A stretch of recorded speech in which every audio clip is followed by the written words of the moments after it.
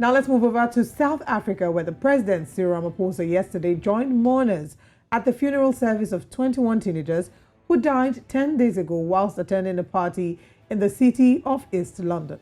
Relatives of the teenagers who died mysteriously at a Yobeni Tavern wept uncontrollably as the coffins were brought inside the marquee where the funeral service was held. Pupils, some in school uniform and others wearing t-shirts bearing the faces of the deceased, also gathered to remember their friends.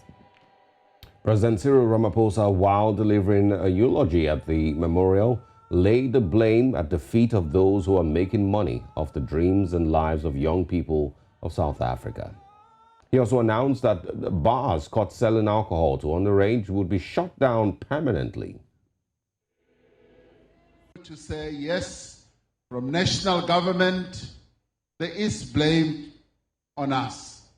Provincial government, local government, the police, the taverners, the tavern owners, and all that. There is blame. And blame must be laid at the feet of those who are making money off the dreams and the lives of young people of South Africa by breaking the law and selling alcohol to underage children. It's still unclear what killed the young people who were attending a party to celebrate the end of the mid-year exams. Meanwhile, families are still waiting for answers, even as the toxicology, report is yet to be concluded. But forensic pathologists have said initial tests revealed that the teenager's death may have been caused by something they inhaled or ingested. Sage, this is something that shows really. I do like that he mentioned in his speech that they have some some blame. I would have been a bit worried if he laid the blame strictly at the feet of those who sold the alcohol, because the government also had a role to play.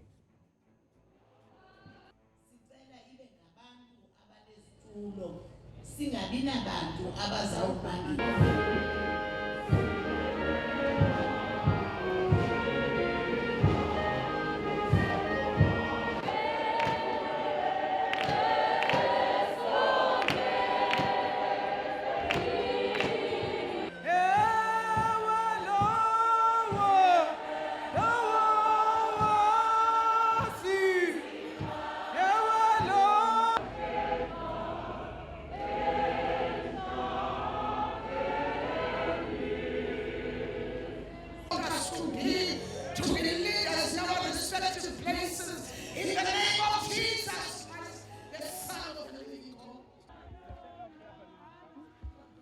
Oh, well, it's a real tragedy, and as much as there's still investigations to figure out what exactly happened in this situation, if it was something that they ingested or something that they inhaled, that part of course needs to come out. I think there's also it's also important to let the South African authorities, to take full control of the mistakes. I mean, there's a lot of mistakes that led to these, issues. Selling alcohol to underage children, allowing underage children to party or to throw parties. Those were some of the things that led to these issues. But it's also important. I mean, if we figure out what happened eventually, what caused their death, then it might be easier to know whether even adults could have suffered this tragedy if they were in the tavern at that time. So.